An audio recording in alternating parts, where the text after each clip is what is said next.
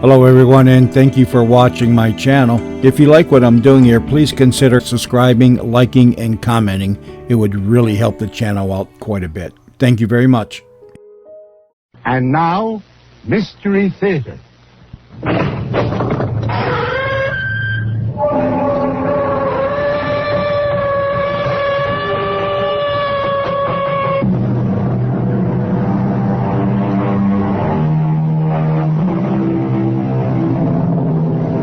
Come in.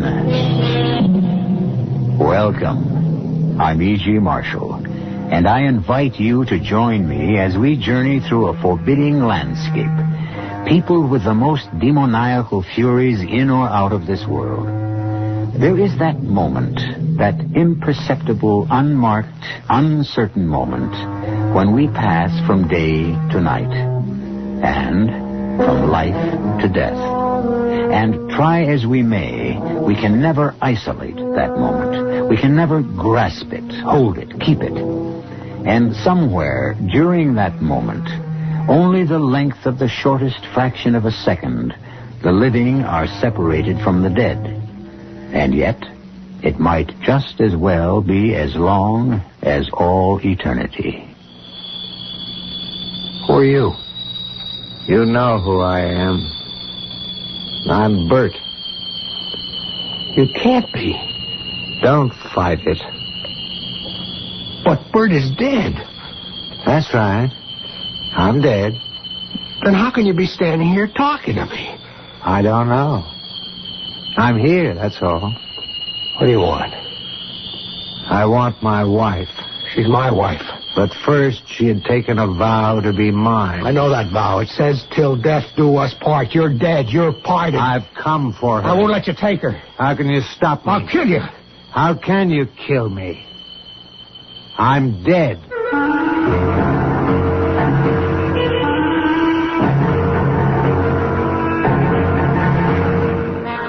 Our mystery drama, Love Me and Die, was written especially for the Mystery Theater by Sam Dan and stars Ann Shepard and Mason Adams.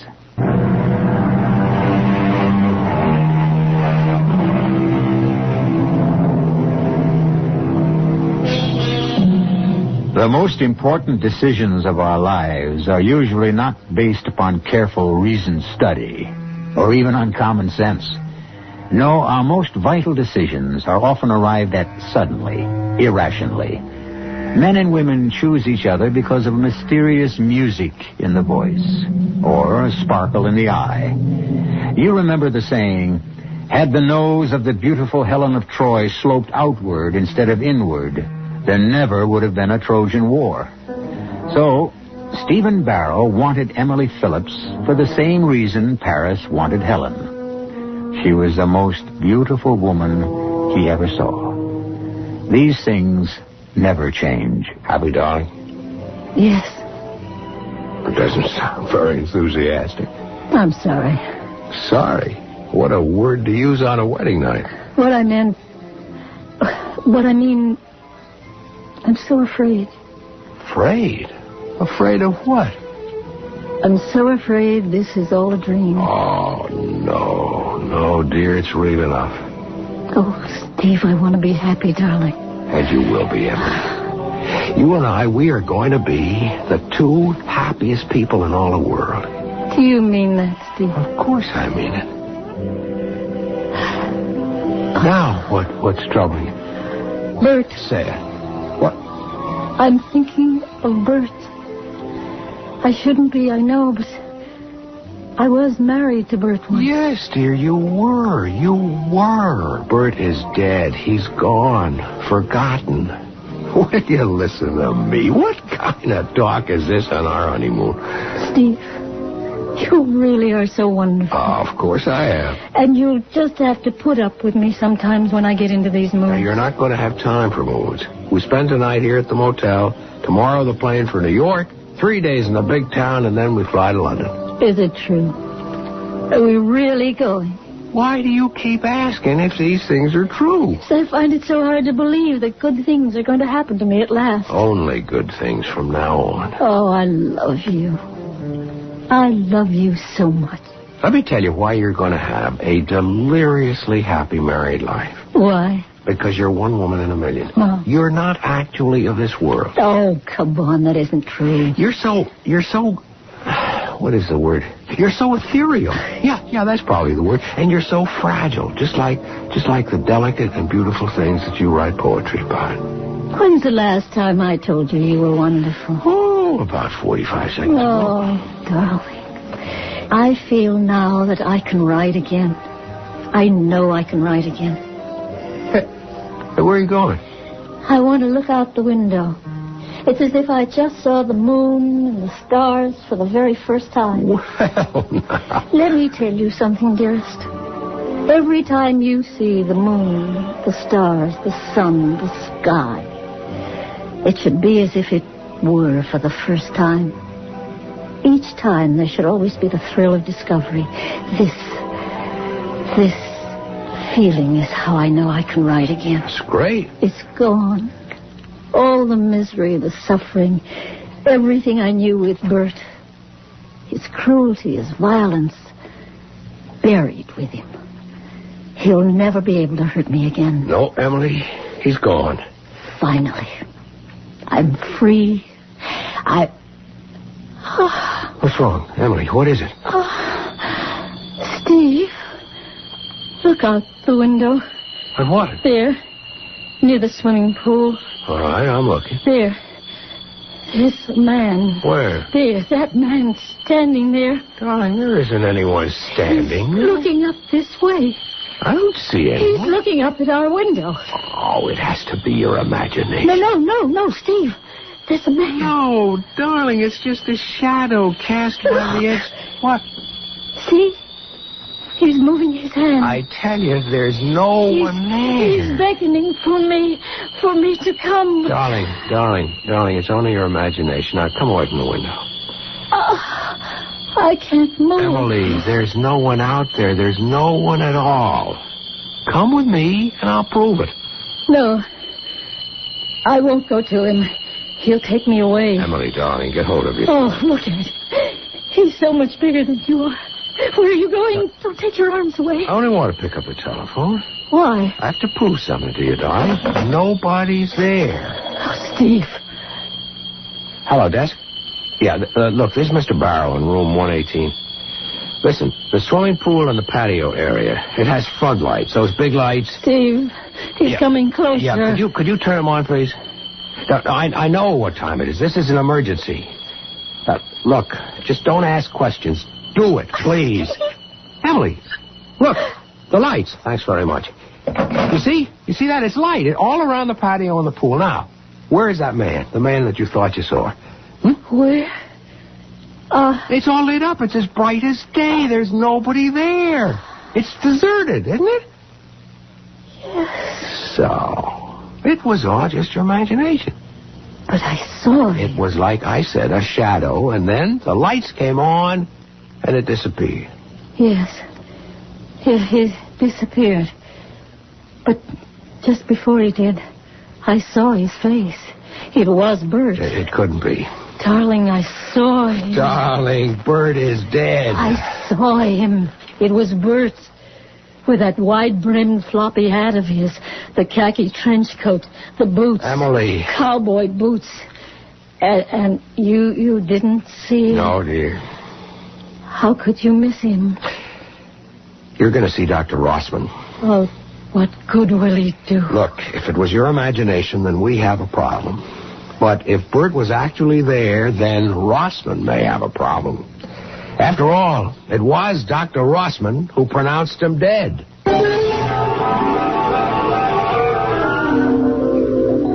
You sure you saw Bert? How could I not see him, a man of his size? Yet Steve saw no one. No one.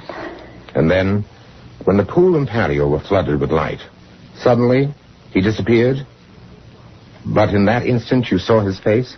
And it was Bert. No, it wasn't. Because Bert is in his grave.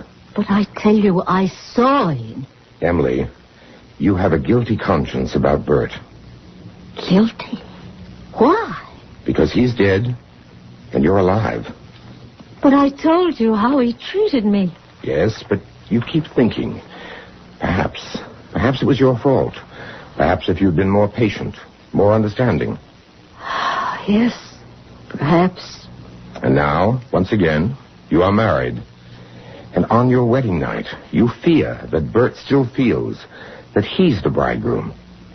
And that's why he beckons you to come to him. Doctor, what can I do? Place your trust in Steve. Oh, I do trust him. Your full trust. Don't be afraid that this marriage will also fail. Steve loves you. He wants to protect you. Do you believe it? Yes, I believe it. If you really believe it, you don't have to be afraid of Bert anymore. I'm not afraid. I'm no longer afraid of Bert. Go on your honeymoon. Be happy with Steve. And you'll never see Bert again.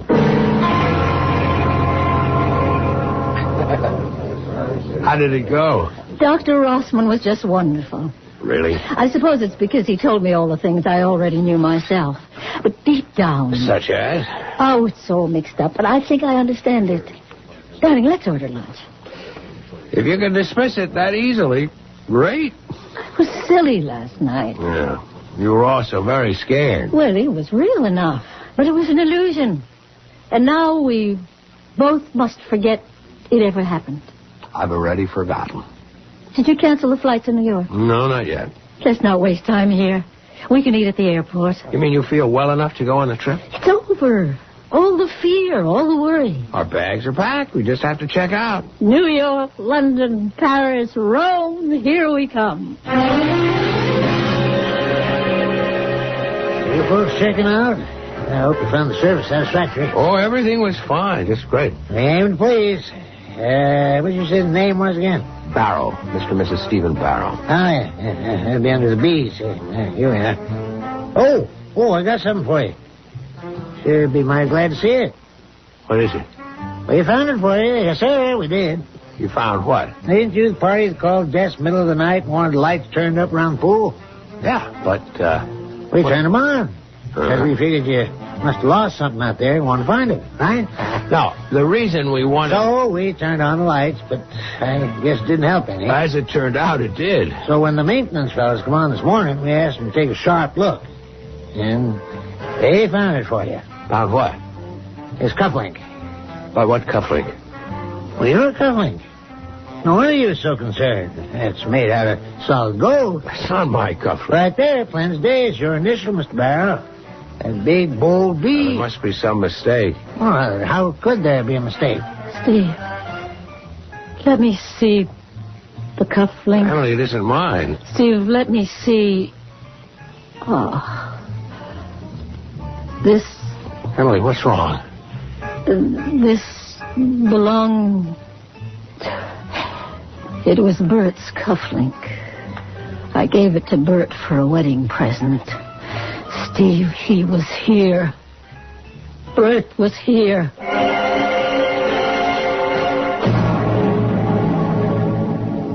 It's all very well for the doctor to say it's Emily's imagination which is being fired by things like guilt and remorse and fear. Sure, we can all say that. But how about that gold cufflink with Bert's initial on it? I'll be back shortly with Act 2.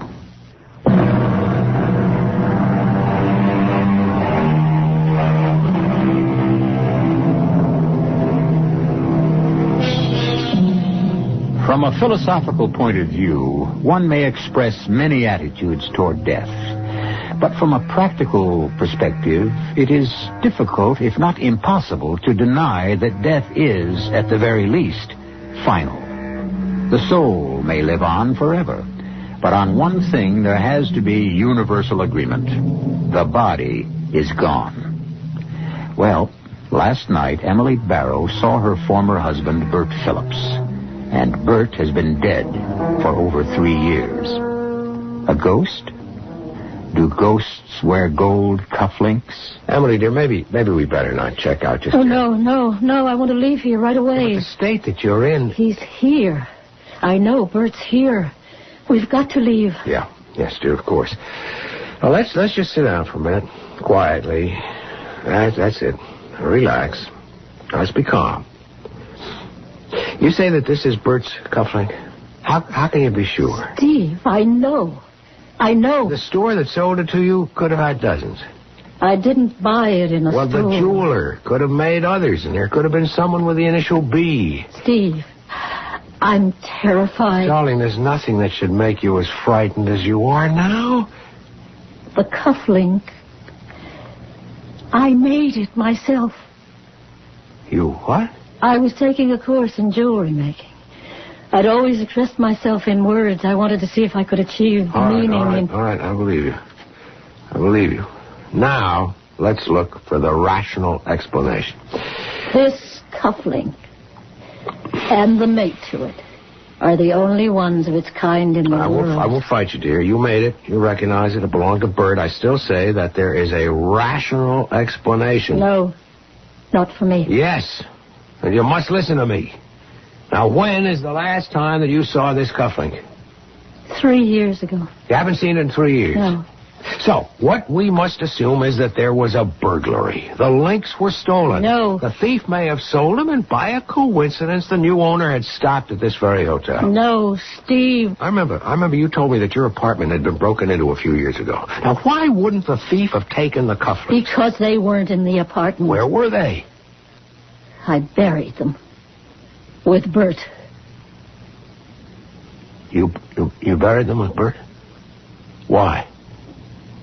Because they were his. They belonged to him. And he loved them. Bert was here. Emily, you must get hold of yourself. He said he'd come back for me. Who said what? Bert. He said my place was with him. Forever. He said he'd come back for me.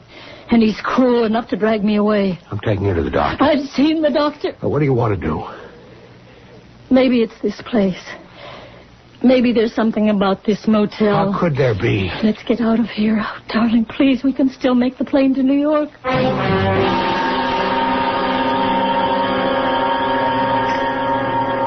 How much time do we have? Plenty of time to finish your coffee. Feeling better? Much. It must have been the motel. I remember now, I once spent a night there with Bert. The place has been remodeled, has a new name. Place can be haunted. Sometimes by a memory. I think this whole town is haunted for me.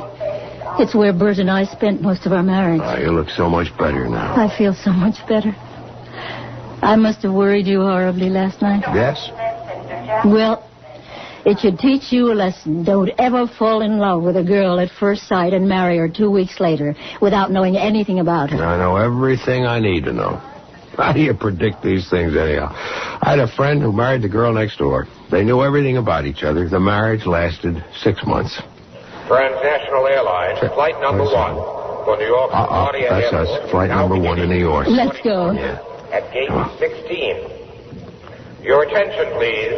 Will Mrs. Bert Phillips please report to the airline service desk in the main lobby? What? Mrs. Bert Phillips. Mrs. Bert Phillips. That's me. No, you are not Mrs. Bert Phillips. You are Mrs. Steve Barrow. That's how he would page me. He's here. No, darling. You said you'd believe me. And I do, but there can be another Mrs. Bert Phillips. He's paging me. Darling, look, if you claim to see him, that's one thing, and I'll cross that bridge with you when we get there. But you simply can't jump at every sound. Now, wait here a minute. But... No, but nothing. Here, at this phone booth. Why? Why are we... Now, I want to help you. Emily, pick up that directory. Come on. All right. Open it. All right, find the name Phillips. Phillips. All right, now, under B. Look, he wasn't the only Bert Phillips. See, there are 3 Bert Phillipses, 2 Bertrams, and 6 B Phillips. Yeah. Some of them could be Berts also. See what I mean? I think so. Now, come on, we'll miss that plane. Okay. Mrs. Bert Phillips, please report to the service desk in the main lobby. That is not you. 2 hours from now, we'll be in New York. Things will be different. All right, here we are. Gate 6. Guess we'll have to stand online and have our tickets checked. Why don't you sit down? I'll take care of it. Steve. What is it? Over there. By the gate. Very tall man. Where? See? No, I don't see. There, Steve. He's pointing to me. He's motioning me to come to Emily. him. Just the way he did last night. Emily. I won't go. Emily. I've got to get away from him. Emily. Emily, come back. No. Emily. No. Emily, he's coming stop. after us. Faster. Emily. Just... Stop for a minute. No, he'll take me away. I won't let him. You can't stop him. Look out for the door. No, Emily, look out. Emily, where are we going? Taxi! Taxi! Get in quickly. Hurry. Slam the door. Driver, get away from here. As fast as you can, please.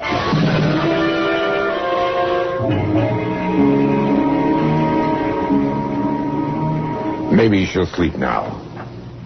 Dr. Rossman, what am I going to do about it? I wish I could tell you. Isn't there any treatment, any medicine? It all adds up to time, patience, luck. And if this delusion continues, I would suggest she be placed in a sanitarium. Why? Because she'll be unable to function in normal surroundings. Why do you call it a delusion? What else can I call it? Well, suppose it's true. Suppose she really did see him. No, Steve. Don't. It isn't good for you to think that way, and it won't help her. But just suppose she did. Now, Steve, that's impossible. You know, you doctors, you think you know everything. We don't. We know very little. And that very little has to go a long, long way. But what we know, we know. I'm sorry. It's all right. Listen, this Bert, you know him. What kind of a guy was he? She never told me very much about him, except that he treated her terribly. I never met him. You never? I thought that you had known him all. Emily came to see me about a year or so ago. Quite distressed. She said she was having trouble with him. She said he would even beat her. What she needed was to build up enough nerve to leave him. Emily happened to mention that you were the doctor who pronounced him dead. Isn't that unusual for a psychiatrist? Yes, but I was the doctor at the scene. What was the scene? Haven't you ever asked Emily? Yes, but she can't talk about it. They owned a cabin on Indian Mountain. Bert was a writer on hunting, fishing, you know. That's wild country. The back of their property led to a cliff, a drop of a couple of 100 feet. She was out there one morning, doing some watercolors. He was drunk. They got into an argument. He started towards her, and somehow he lost his footing and fell. Well, now, why would you be called? She went to pieces. All she could think of was to telephone me. I came, and I did what I could. He was killed, wasn't he? Instantly. It's a sheer drop right onto the rocks. Well, call me in the morning. Yeah. And remember, if this persists, you'll have to think about a definite course of action. Good night. Night, Doctor. And thank you. Steve? Darling, you should be trying to get some sleep. Where are we? We're at a hotel. What happened? We were at the airport, I remember. and you thought that you saw Bert. I did see Bert. And you became panicky, and you ran away, and I took you to this hotel and called Dr. Rossman. Oh, And he gave you a shot. he doesn't believe I saw Bert. That's right, Neither do you. darling. Last night you said you could understand me. I need that understanding right now. Emily, you must be calm. I don't need someone to tell me to be calm, to relax. I need someone who believes in me. I believe in you. You'll believe what I tell you. I saw Bert, even though you won't find a shred of evidence. A single cold, hard fact to support me. You must believe me only because you love me. You must believe me because I ask you to believe me. I would believe you. Emily. Do you? Do you believe me? Yes, darling. Oh. Yes, I believe you. Suddenly I feel so sleepy. It's as if a great weight had just been lifted off my shoulders. As if I'd been awakened from some terrible nightmares. I'm not afraid to go back to sleep, Steve. It's been such a hectic day for you, too. Won't you get to bed? Yeah. I just want to sit here for a minute. Very tired. I'm almost too tired to get up. Let me open the window. Don't stay up too late. I won't. Emily, there's one thing that bothers me. Emily? Well, never mind. We can talk about that in the morning. What? Who is it? Who is it? Just a minute. Yes? Good evening, Steve. Who are you? You know who I am. I'm Bert.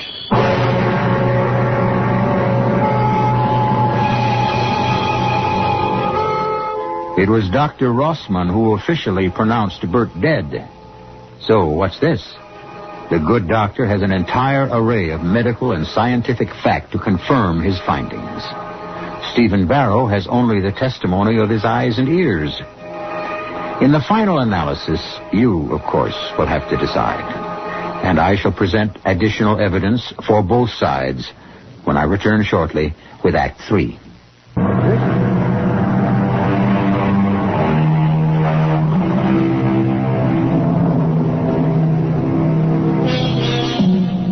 There are those who say that death is the end, and those who say that death is the beginning. Now, however, it seems that we are being faced with death as a continuation. Bert Phillips was killed in an accident, a fall from a cliff. He was properly and officially buried. But here he seems to be standing at the door of the hotel room where his former wife is spending the night with her new husband. Up to now, it was only Emily, frightened and troubled Emily, who had been able to see Bert. But now, is it Steve's turn? Steve sees Bert, sees him plainly, as he stands in the doorway. Who are you? I told you. Bert. You can't be. You're dead. I'm dead. Well, how can you be standing here talking to me? I don't know. It's enough for me that I'm here. What do you want? I want to talk to you. May I come in? It's a dream. That's what it is. It's a dream. It may not be. You admit you're dead. What are you doing here? You sent for me. I sent for you. What are you talking about? You'll have to figure that out for yourself. Why would I send for you? There's an idea forming in the back of your mind. You're not aware of it consciously. You're going to resist it, but it's the truth. I still don't know what you want. I want my wife. She's my wife. She had taken a vow to be mine. That vow says till death do us part. You're dead. You're parted. That's just a technicality. But if you're dead, why do you want Emily? She belongs with me. If you're dead and she's alive, how can you be together? She won't be alive when I take her. What do you mean? I'll have to kill her. Kill her? Why not? She killed me. Yeah, but you died in an accident. That's her story. What actually happened was that I was standing at the edge of the cliff taking photographs for an article I was writing, and she just pushed me over. I don't believe it. You better believe it. Because one day, a year or two from now, she'll have to kill you, too. Oh, this is a dream. I need your help. Why should I help you? In the long run, I'll be saving your life. You have to convince her to come to the cabin. It's the only place from where I can take her. That's where she killed me. You can't be serious. Think about what I told you. Keep asking yourself, why do you see me? You might get the answer if you first ask yourself, why did she see me? Or, better yet, ask her.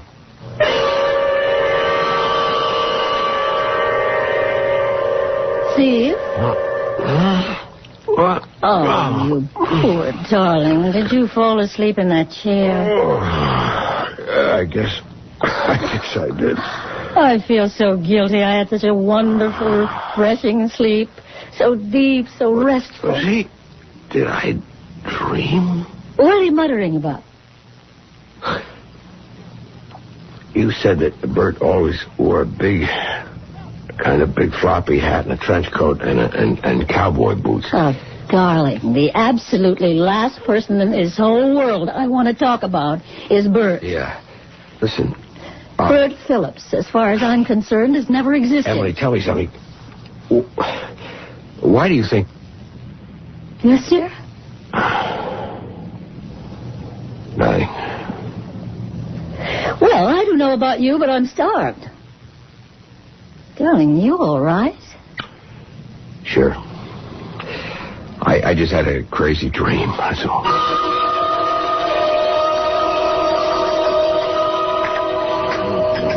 Steve, you sure you're all right? Yeah, I'm okay. What? You haven't touched a thing. Oh, I never eat much breakfast. Important thing is that you feel okay. Mm-hmm. Sometimes you have this terrible confusion, and then suddenly it's gone. Why it came, you'll never know. How it went, you'll never find out. It's as if someone magically took it away. But it's gone, and that's all that matters. And now, darling, are we ready to resume our honeymoon? Sure. But we'll have to make some new reservations. Tell you what, let's not go to New York and then on to Europe. No, why not? Well, we've postponed it twice already. Maybe it's a sign that deep down we didn't want to go so far away in the first place. How about Mexico City? Just a few hours away and we can... Steve, are you really all right? Emily, do you see someone standing by the door? Where? Just to the left of the cashier's desk? No, darling, there's nobody standing. Must have been my imagination. Oh, Steve, you've caught it from me, this delusion of seeing people. What did it look like? I'm not even sure I saw anyone. Mexico City. How about it? Yeah, sounds great. My problem is I don't have a thing to wear for Mexico. Neither do you. Well, then let's go somewhere else. No, let's go shopping. I'll meet you back here at the hotel for dinner, and we can make reservations for the morning. Are you sure that you're up to going by yourself? Darling, I always shop by myself, and certainly never with a man. Well, but do you feel well enough? When I think of how silly I was, or that whole Bert business. Well, I've got to get started. See you at dinner, darling.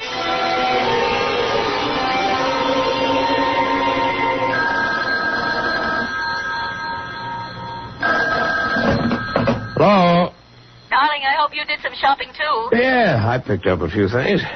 I'm spending a lot of money. Well, that's all right. What are you doing? I thought I'd take a nap. That's good, darling. You do that. I'll see you in a little while. Bye. Why didn't I ask her? Why? You left your door open. Bad. You should keep the door locked these days. What do you want? You didn't ask her. Ask her what? You know what. Were you at the cashier's desk in the coffee shop at breakfast time? You know I was. This is a dream. Dream or reality, what does it matter? You're stuck with me because you believe her. You want to believe her. You love her. This is getting us nowhere. I love her, too. I'm a bigger chump than you are.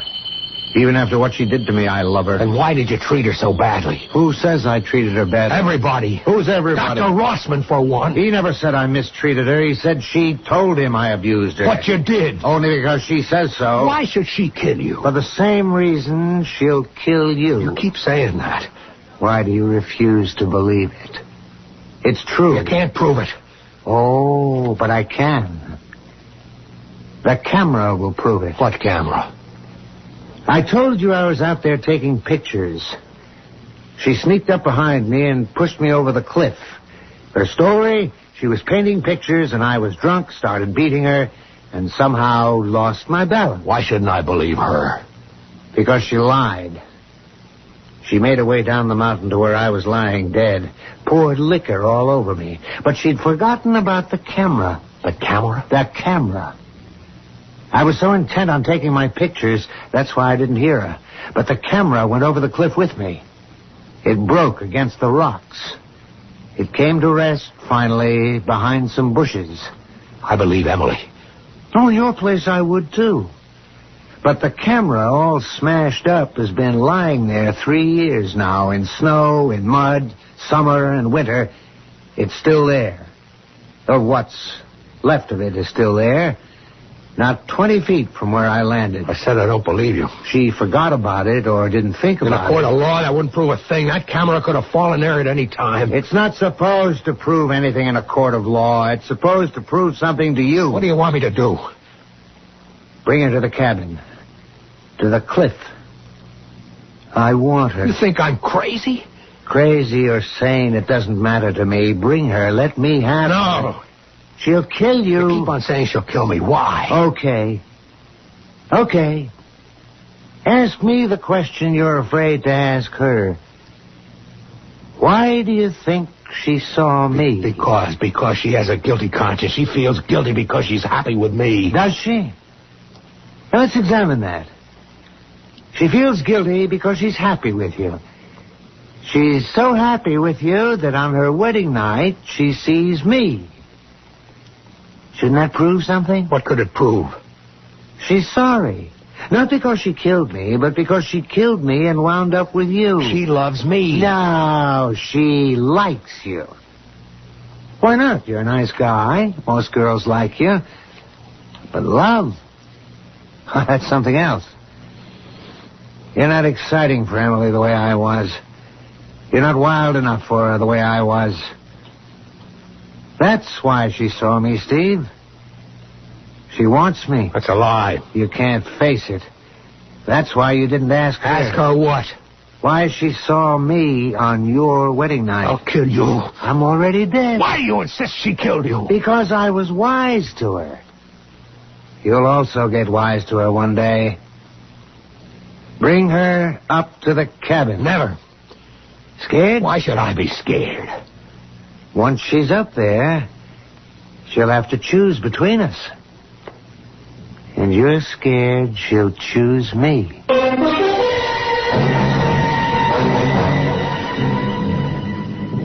Why do you want to go to the cabin? I have to do something. I don't understand. What is there you'd have to do at the cabin? It concerns Bert. Bert, Suppose you see him again. I don't want to go to the cabin. You've got to. We have to get rid of Bert. But I am rid of him. He may be gone, he may not. But if you can face that cabin and that cliff, then you will destroy him for good.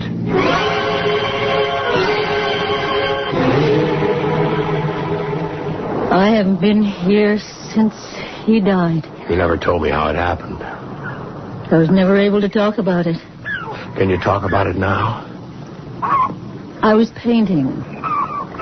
My easel was set up here, right near the edge of the cliff.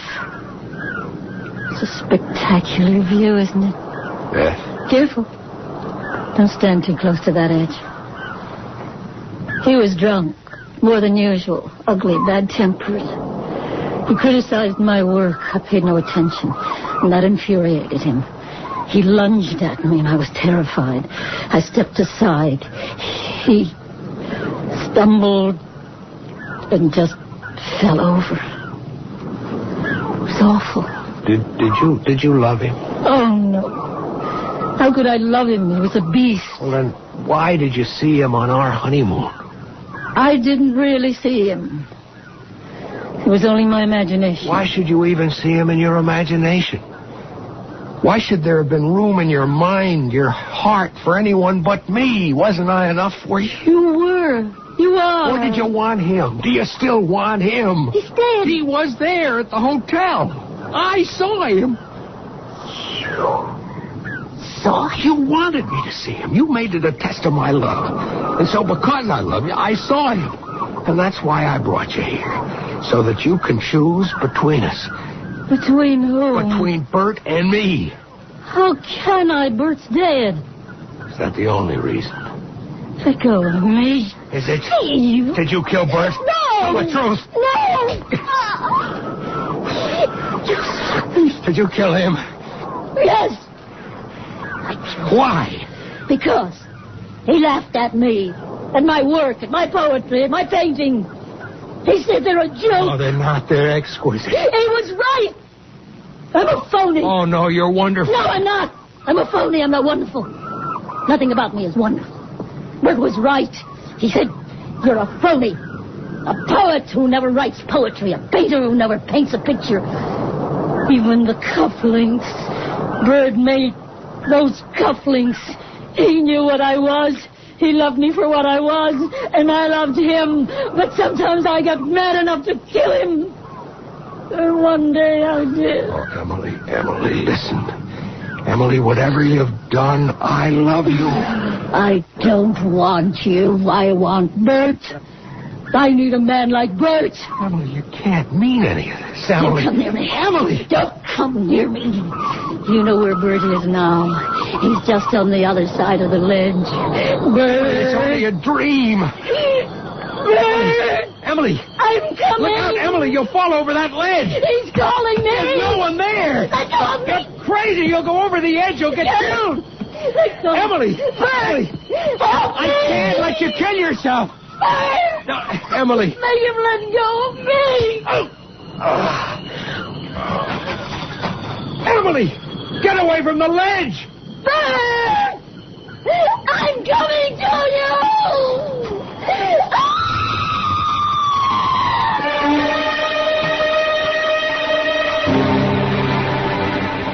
The police list it as an accident. The second tragic accident to occur at that beautiful but seemingly fatal spot. What did happen? Once again, we present you with options. We could say, Stephen, consumed with jealousy, killed her. We could say, her guilty conscience killed her. Or we could say, Bert came back to reclaim her. You can make a case for each, and also for me to return in just a few moments.